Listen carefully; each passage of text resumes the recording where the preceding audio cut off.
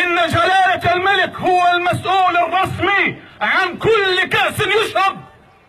إن جلالة الملك هو المسؤول الرسمي عن كل فرج يزدى.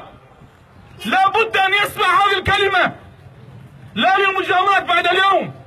إذا سألني الله يا شيخ حسن، يا حسن، لا مناصب ولا أسماء ولا ألقاب يوم القيامة، ماذا فعلت؟ فأقول لقد قلت كلمة الحق.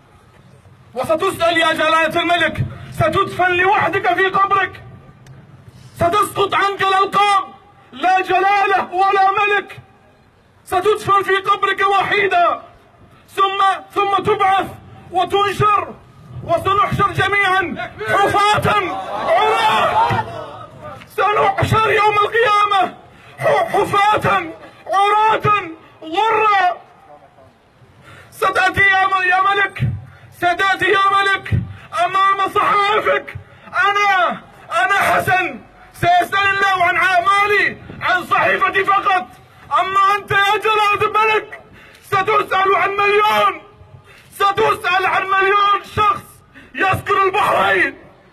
هل تستطيع أن تجيب؟ ستسأل عن كل كأس خمر شربت في البحرين، ماذا ستجيب ربك؟ ستسأل عن كل فرد يزدى، ماذا ستجيب ربك؟ ستقدم يوم القيامة ولن يقال لك جلالة الملك، سيقال أقدم يا حمد بن عيسى.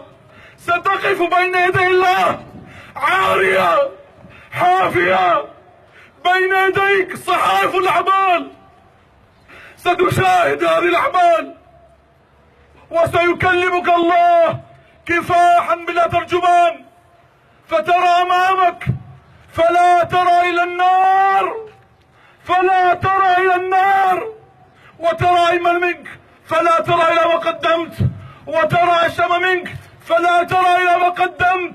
ستسأل عن الزنا